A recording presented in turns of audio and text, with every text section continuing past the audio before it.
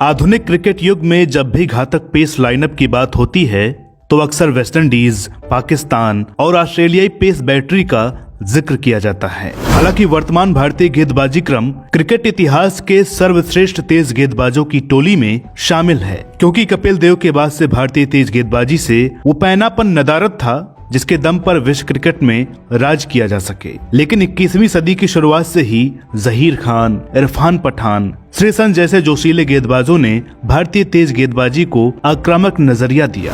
दोस्तों, आज हम बात करने जा रहे हैं एक ऐसे ही आक्रामक भारतीय तेज गेंदबाज की जिसने विरोधी टीम को उन्हीं की धरती पर धराशाही किया। वो खिलाड़ी जो अपने गेंदों से ज्यादा अपने गुस्से और अक्खड़पन के लिए जाना गया। वो गेंदबाज जिसे गले में पड़ी 250 ग्राम की चैन के लिए याद किया जाता है। जी हाँ दोस्तों, unsung heroes of Indian cricket में आज हम बात कर रहे हैं स्विंग के जादूगर प्रवीण कुमार की। प्रवीण कुमार का जन्म 2 अक्टूबर 1986 को उत्तर प्रदेश के शामली जिले में हुआ था। प्रवीण के पिता सकल सिंह खैवाल पुलिस में कांस्टेबल के पद पर कार्यरत थे और साथ ही गांव लपराना में खेती भी करते थे। वो प्रवीण को पहलवान बनाना चाहते थे, लेकिन प्रवीण अखाड़े से स्कूल का हवाला देकर मैदान में पहुंच जाते थे। माता मूर्ति सिंह खैवाल प्रवीण के क्रिकेट खेलने के शौक में उनका साथ देती थी। प्रवीण की उम्र बढ़ने के साथ क्रिकेट के लिए उनकी चाहत जुनून बनने लगी थी। एक बार स्थानीय क्रिकेट टूर्नामेंट के लिए प्रवीण ने 10वीं क्लास की परीक्षा छोड़ दी। जब प्रवीण शाम को घर लौटे तो उनके भाई ने पूछा,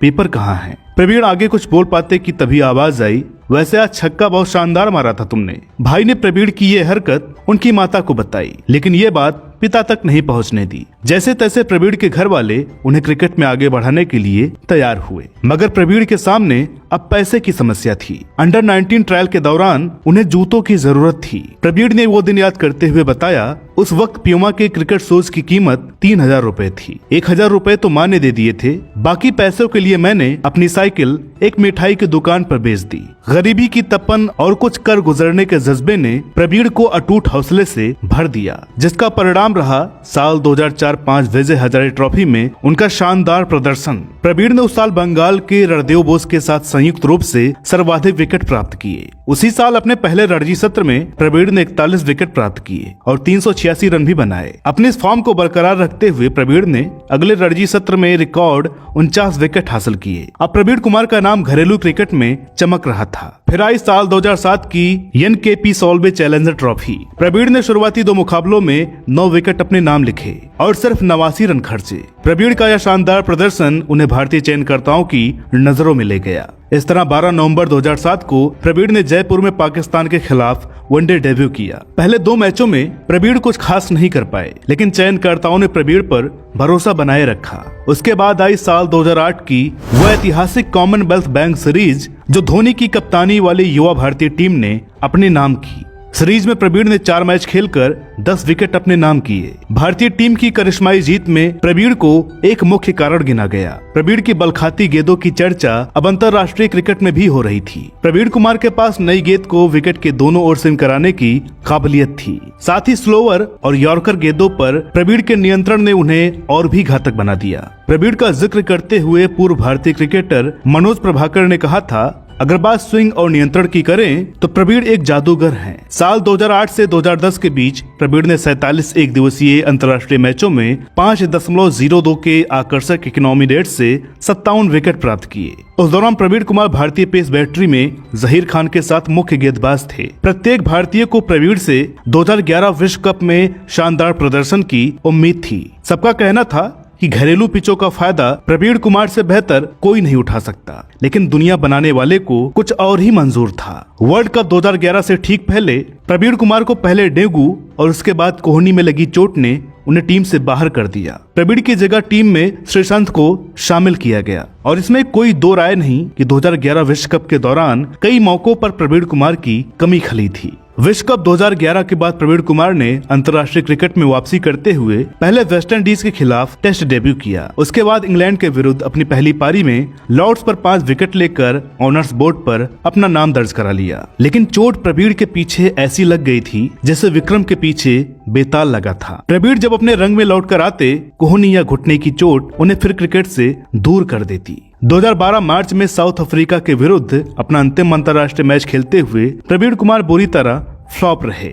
इधर प्रवीण कुमार की खराब फिटनेस और गिरती फॉर्म थी, तो दूसरी तरफ प्रवीण के रणजी टीममेट भुवनेश्वर कुमार कमाल का प्रदर्शन कर रहे थे। यही वो वजह रही जिसके चलते चयनकर्ताओं ने प्रवीण कुमार से आगे बढ़कर सोचना शुरू किया। लेकिन देश का प्रतिनिधित्व करने का जुनून प्रवीण को क्रिकेट से जोड़े हुए था। प्रवीण वापसी की कोशिशें करते रहे, लेकिन 2012 के बाद से भारतीय टीम में वापसी नहीं कर पाए। भारतीय टीम से बाहर रहने के चलते प्रवीण कुमार अपना संयम खोते जा रहे थे। साल 2013 में कॉर्पोरेट ट्रॉफी के दौरान ओएनजीसी और आयकर विभाग के बीच खेले गए एक मैच में प्रवीण कुमार बल्लेबाज अजीत अर्गल से उलझ पड़े। मैच के 49वें ओवर में दोनों के बीच में कहासुनी हो गई। प्रवीण ने बीच बचाव करने वाले अंपायर को भी भला बुरा कहा। ओवर के दौरान प्रवीण कुमार ने अजितेश को 2 बाउंसर फेंकी और एक शॉर्ट बॉल डाली। इसके बाद अजितेश ने अंपायर कमलेश शर्मा से शिकायत की और पूछा आखिर वो 9 बॉल क्यों नहीं दे रहे हैं। इतना कहना था कि प्रवीण कुमार गुस्से से लाल हो उठे और सीधे बल्लेबाज पर भड़ास निकाली। मैच के बाद जांच में धमकाने और अपमानित करने का दोषी पाए जाने के बाद रेफरी ने कुमार को मानसिक तौर पर अनफिट और सिरफरा क्रिकेटर बताया। बीसीसीआई ने प्रवीण को 1 साल के लिए विजय हजारे ट्रॉफी खेलने से प्रतिबंधित कर दिया। हालांकि प्रवीण कुमार के साथ उनके गुस्से को लेकर विवाद पहली बार नहीं जुड़ा था। साल 2008 में डॉक्टर को पीटने और साल 2011 में इंग्लैंड और वेस्टइंडीज में दर्शकों से झड़प की घटनाएं हो चुकी थीं। लेकिन कॉर्पोरेट ट्रॉफी में हुए विवाद ने उन्हें सामाजिक और मानसिक तौर पर बुरी तरह आहत किया। अपने तनावपूर्ण समय को याद करते हुए प्रवीण कुमार ने कहा, एक समय ऐसा आया था जब मैंने घर से बाहर निकलना बंद कर दिया था। मैं सोचता था कि लोग मुझसे कैसे कैसे सवाल पूछेंगे, लेकिन धीरे धीरे मैंने बाहर निकलना शुरू किया और सारी नकारात्मकता समाप्त हो गई। उन्होंने आगे कहा, मैं निराश था। मुझे ऐसे मंच पर खेलने का मौका नहीं मिला जिसका मैं काफी समय से हिस्सा था। दोस्तों, आपको ये जानकर आश्चर्य होगा कि प्रवीण कुमार जैसे मानसिक तौर पर मजबूत क्रिकेटर ने भी आत्महत्या करने की कोशिश की थी। प्रवीण ने इंडियन एक्सप्रेस से बात करते हुए बताया, कुछ महीनों पहले मैं रिवॉल्वर लेकर हरिद्वार के रास्ते कार इस मकसद से दौड़ा रहा था कि आज खेल ही खत्म कर देते हैं, लेकिन कार में लगी बच्चों की तस्वीर ने मेरा इरादा बदल दिया और मैं सही सलामत घर लौट आया। डिप्रेशन से जूझ रहे प्रवीण कुमार ने खुद को साबित करने की चाहत के दम पर जिंदगी से एक बार फिर नाता जोड़ लिया। साल 2018 में प्रवीण ने क्रिकेट के सभी प्रारूपों से संन्यास की घोषणा कर दी। प्रवीण ने अपने अंतर्राष्ट्रीय क्रिकेट करियर में 6 टेस्ट, 68 एक दिवसीय और 10 T20 मैचों में भारतीय टीम का प्रतिनिधित्व किया। साथ ही प्रवीण कुमार साल 2008 से 2017 के बीच आईपीएल में royal Challengers Bangalore, Kings 11 Punjab, Gujarat Lions, Mumbai Indians और सनराइजर्स हैदराबाद की तरफ से खेले कुल 119 मैचों में प्रवीण ने 28.04 के स्ट्राइक रेट से 90 विकेट लिए। इस दौरान उन्होंने 2 बार man of the match award भी जीता था। क्रिकेट से संन्यास के बाद प्रवीण अपना ज्यादातर वक्त परिवार के साथ ही गुजारते हैं। प्रवीण डिप्रेशन पर जीत के लिए अपनी पत्नी सपना चौधरी को श्रेय देते हैं। प्रवीण ने साल 2010 में सपना से शादी की थी, जो खुद एक राष्ट्रीय स्तर की शूटिंग खिलाड़ी हैं। फिलहाल तो प्रवीण कुमार गांव बरनावा में एक फार्म हाउस और मेरठ में रेस्टोरेंट के व्यवसाय पर ध्यान दे रहे हैं। लेकिन प्रवीण की चाहत है कि वो बॉलिंग कोच के रूप में अपनी प्रतिभा आने वाली पीढ़ियों तक पहुंचा सके।